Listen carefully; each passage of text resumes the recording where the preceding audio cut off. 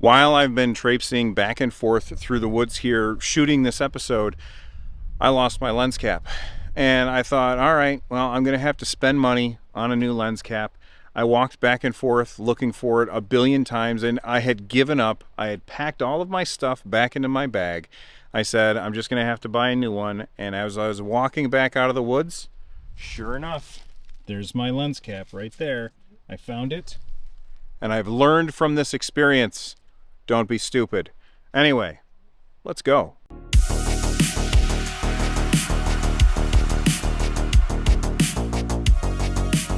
Hey everybody, one of the disadvantages to recording a podcast or a video outside is there's bugs. And bugs love me. They think I'm swell. And so anytime that I am outside, they just swarm right around my head. I'm sure that you guys can see them. If not, I can certainly see them. And if you see me waving my hands around from time to time, that's why. If you're listening to the show and you're like, what the hell is he talking about? Well, I'm outside recording the show today, and I'm very, very excited about that. But also, go away bugs. Anyway, we've got a lot to cover today. And because there's so much to cover, I probably am not going to spend too long on any one topic. Let's start with Nintendo. Nintendo has an Indie World Direct tomorrow. They don't call it a Direct, I call it a Direct. It's basically, they are showcasing a bunch of indie games. The indie games are generally not going to be anything from Nintendo. They might showcase something at the very end, maybe something where they've licensed their characters to somebody, like when we had the people from Necrodancer make a, Cadence of Hyrule, which was a really, really cool game. That's the kind of thing that could be on the Indie Direct. I'm recording this on the 10th.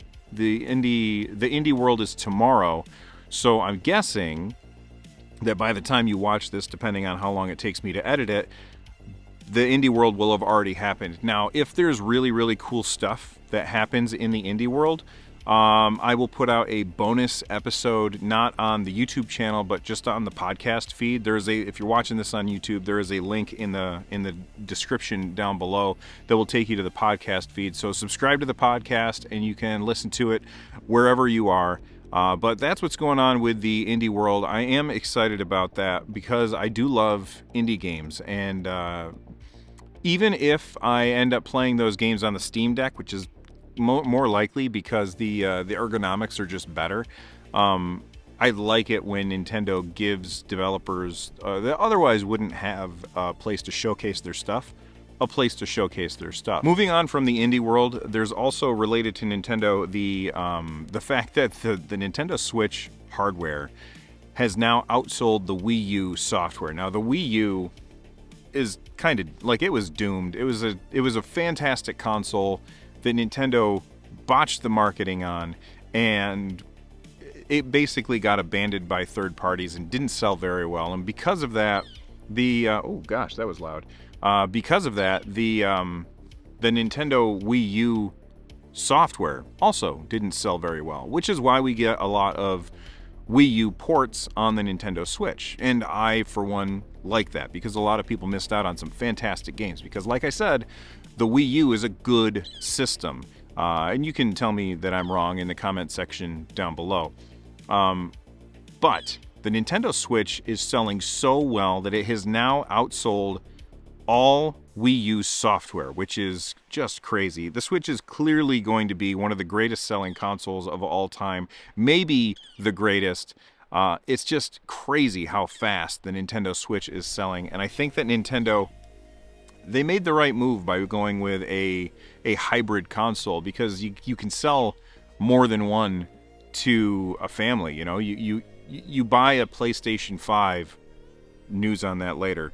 You buy a PlayStation 5 for your house. You buy an Xbox Series for your house. You buy a Nintendo Switch for yourself, and then your kids, and then your wife, and then, everybody ends up with a Nintendo Switch, and that means a whole lot of consoles get sold.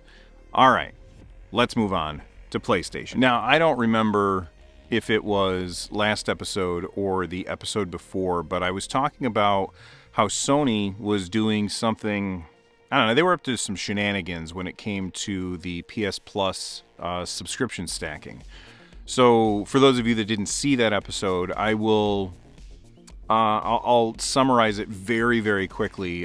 Essentially, Sony announced their new version of PS Plus, which is a little like Game Pass, but with some differences, and I'm not going to get into that here. But then people were like, okay, well, I'm going to buy a bunch of cards for PS Plus and stack all of those cards on my subscription before the price goes up. So the price is going up a little bit with this new version. And Sony didn't approve of that. Basically, they said, actually, I don't think that you should be allowed to do that. And so we're no longer going to accept those cards for now, and we will accept them later. And I said at the time, I said, boy, I'm not sure what they're doing, but I feel like they're up to no good. And it turns out that I was right. So let's say that you buy a couple of years worth of PS Plus cards, and you went to put them on your account, and it said no. And Sony was like, you can do that after the new thing launches. So you paid for a couple of years at price X. Well, when it comes out fully, when the new version of PS Plus comes out completely, the price for a year of PS Plus is going to go up. And so what Sony is doing is they are going to give you an equivalent to the amount of money that you spent. So if you spent $120, they will give you $120 worth of PS Plus, but that's going to be fewer months than if you were able to put the cards on your account now. And while I completely see that Sony is justified in doing this, I still think it is a very, very bad move business-wise, because all it's going to do is tick off your customers. And I think what Sony has decided is that they're so big that they can afford to tick off some people, and those people will just suck it up and take it anyway. And that's lame. Careful, Icarus. You're flying a little too close to the sun there. But anyway, that's neither here nor there. That's just a quick update on that. Speaking of PlayStation, I finally got my hands on a PlayStation 5. Big thank you. I'm not going to say the person's name on the show, but big thank you to you know who you are, who reached out to me and they said, hey Bill, I know you wanted a PS5. I've got one. I'll sell it to you at cost. And I replied, I could never send you money without having it in hand, and I would never expect you to send it to me without having the money in hand first. So thanks, but no thanks. And he said, well, don't worry about it. I'll just send it to you. I trust you to pay me.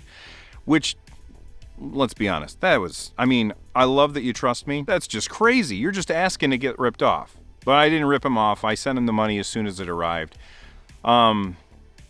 Thank you so much. I've been playing it. I spent all weekend playing my PS5. I have Final Fantasy VII Remake. I had that for my PS4 digitally, which meant that I got to upgrade to the PS5 version at no cost. So I've been playing that. And my son has Miles Morales Spider-Man. I haven't launched that yet, but that's like the next game that I'm going to play. And my question to all of you is, I got my hands on a PS5 now. What are the games that I have to play right away? Let me know in the comment section down below or at me on Twitter, because I'll be honest, knowing that I didn't have a PlayStation, I really wasn't following the games that were exclusive to PlayStation for a while. But now I've got an Xbox Series, I've got a PS5, and I've got a Switch, I've got the Steam Deck, I've got the Quadfecta? Is that the word? I don't think that's the right word. I've got the big four, in my opinion, and I'm very, very excited because this is the first time in my entire gaming career, life, whatever it is, it's the first time that in any of those that I've had all of the major systems. There's going to be somebody who's like, but Bill, you don't have this thing. And you're right, I don't. But I've got the things that I'm excited for. And this also pushes me more into the direction of the PSVR 2 when that comes out. I know that there's people that are like, Oculus is the one to get. I don't know. I think that I might want to go with the PlayStation version. But you know what? Let me know why I'm wrong in the comments down below. And let's move on to one more Sony story, and then we'll talk about Steam Deck for a little bit. And that is, what was it? Oh, yeah. Final Fantasy 16. Apparently, there's another trailer that's right around the corner, and that game is very, very close to launch. Well, maybe not close to launch, but close to being done.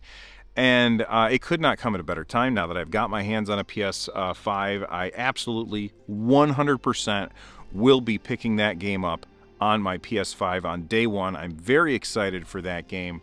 And I just hope it doesn't disappoint. Final Fantasy 15 I really did enjoy when I played it, but I did also feel a little disappointed in that. I like the combat in Final Fantasy 15 was a little too far in this direction, and I feel like they corrected back with Final Fantasy VII Remake, and I feel like the perfect combat system, in my opinion, is for Final Fantasy VII Remake. Like, I love that combat system much more than Final Fantasy 15, but, you know, Square is going to update Final Fantasy, or they're going to change the combat system again with 16, and I'm very interested to see what they're going to do. So, are you excited for Final Fantasy 16 now that it is imminent, if that's the right word? I don't know how this video is going to look, by the way. The sun is really, really bright, and I'm still learning how to use the ND filter on my camera. So anyway, let's move on to Steam Deck.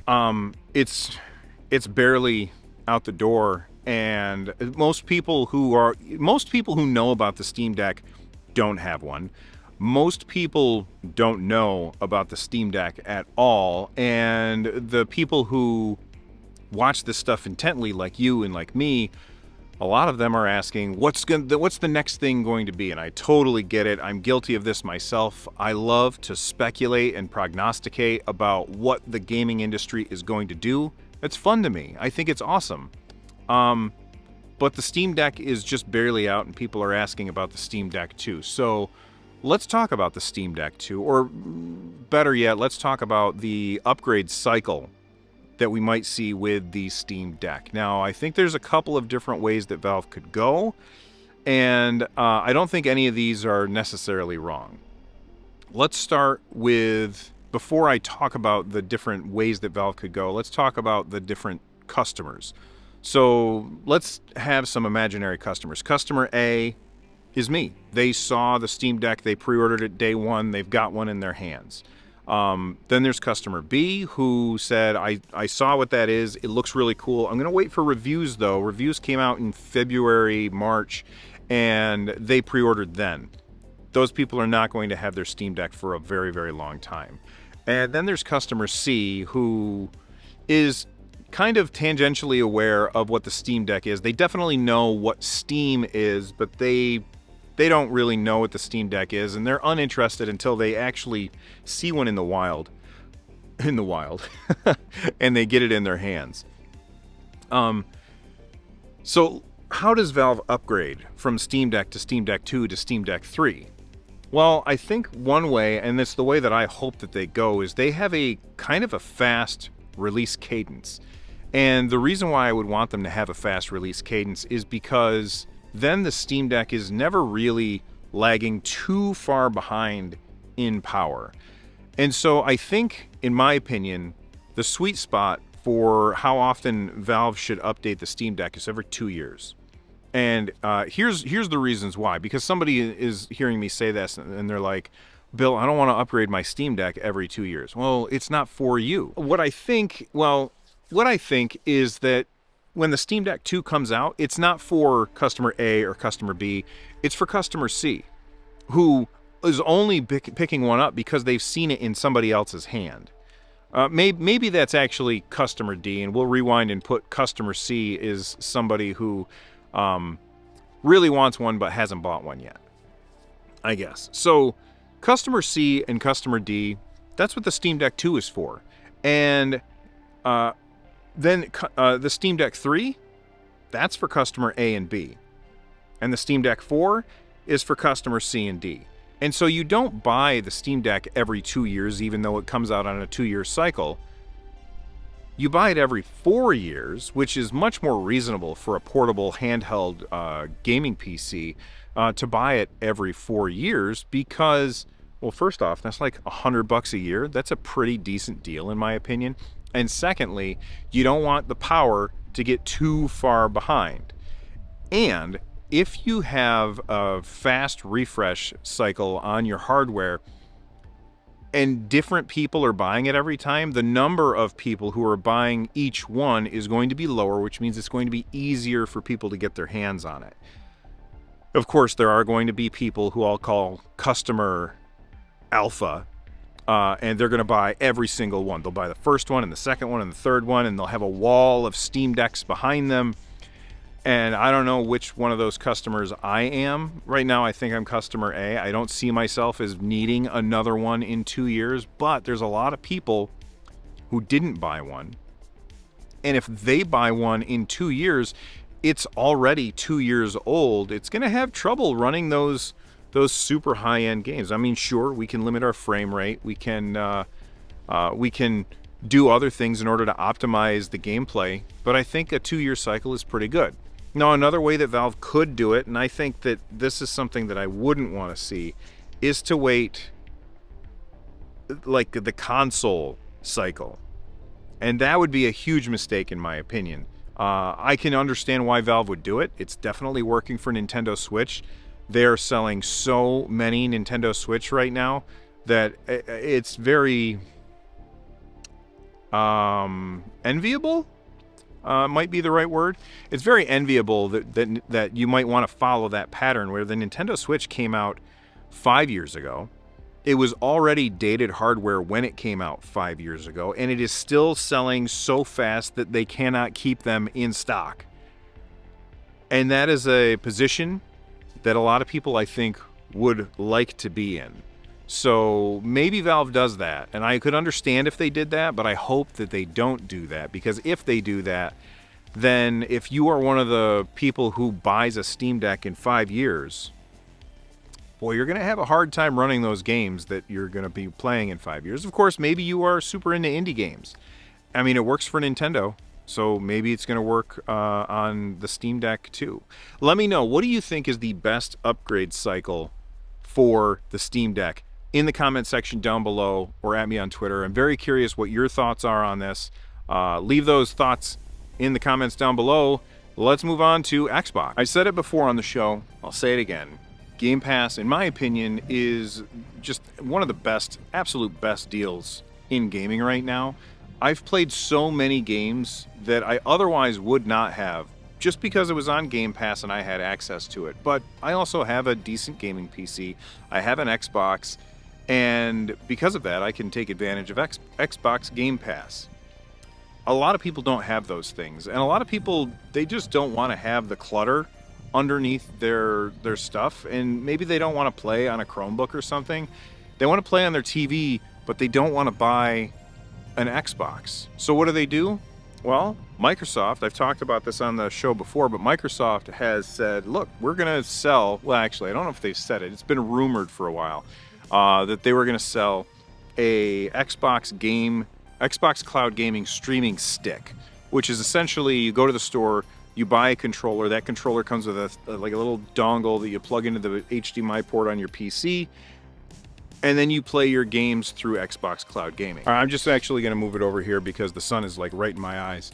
I think that Microsoft would do extremely well if they did that. Xbox Cloud Gaming has improved by leaps and bounds since it came out. It's still not as good as Stadia. It's still not as good as GeForce Now, but it is a lot better than it was when it first started out, and it's only going to get better, I think.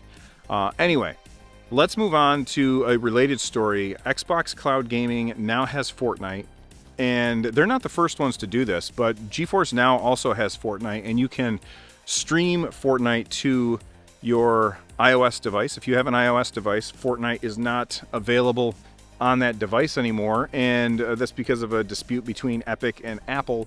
Well, if you have GeForce Now and you're in part of the Fortnite beta, then you do. You can play it on your Apple device.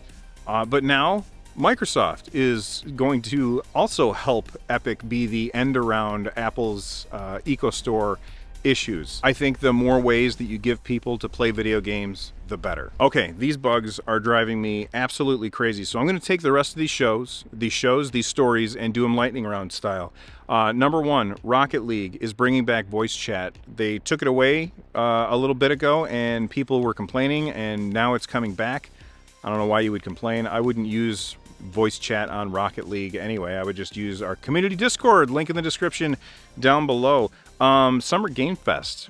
We knew it was happening. It's more important now than ever because E3 is kaput.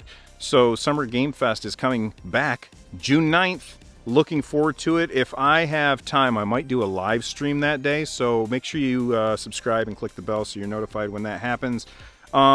Star Wars Battlefront 3 for the PSP apparently was a thing, and people got their hands on it. Very cool that existed. I'm waiting for a sequel to Star Wars Battlefront 2, but I don't think we'll ever get one because of how badly EA botched the launch of that game. Notice I said how badly they botched the launch of the game, not how badly the game is, because the game is fantastic, and EA just screwed it up with all kinds of PR nonsense because they decided to try and monetize like what color your sneeze is or whatever. You know what I mean? It was just dumb. Such a bad move from EA. But DICE made a really, really fun game. Gotham Knights. That's the game that takes place after Batman dies, and you play as either Robin, Nightwing, Batwoman, or the Red Hood, I think, if I'm correct in that. Anyway, that game was originally supposed to come to Xbox One, PlayStation 4, PlayStation 5, and Xbox Series, and PC, and it's no longer coming to last-gen consoles. It will not be launching on PlayStation 4 or Xbox One. That being said, I did see some footage. Doesn't look great. The combat just seemed kind of loose to me from the footage that they've shown. And one of the things that was just awesome about the Arkham games was the combat. And this feels like they're spending too much time on making the characters look cool than making the combat feel cool, if that makes sense. I could be wrong about that, and I hope that I am, because I was looking forward to that game. And then finally, EA is not going to be launching the next FIFA. So you're like, well, who's launching the next FIFA? Nobody. EA is changing the name. They are rebranding FIFA after, I think, 30 years. I assume it's going to be essentially the same game, and the same people are going to be playing that game. I am not one of those people that's going to be playing that game. I don't really care about sports games all that much. And of the sports games that I would care about, football is way down at the bottom of the list. I know that FIFA is like one of the biggest games in the world, and people love that game. I don't, because I don't follow soccer, football, whatever you want to call it. And so I just don't care about FIFA. But do you think... here's my question, and I don't know the answer. Do you think one of the reasons that FIFA gets ported to every single platform is that EA was contractually obligated to do so in order to maintain that license? If EA no longer calls it FIFA, do they then have to still do that thing where it launches on every single platform, or do they just launch it on the platforms that they want to launch it on? That is a... Sorry, there's a bug on there. That is a very interesting question to me. Because can they keep using the players without the FIFA name? Anyway, now I think it's going to be called EA Sports FC Football Club. Anyway, let me know what you guys think. That's it for today's episode of Games with Bill. Thank you so much for hanging out with me. You and all of the mosquitoes, or whatever these little, are out here. Thank you for hanging out with me. Well, thank you. The mosquitoes can get bent. Stay awesome, everybody. I'll see you on the next one.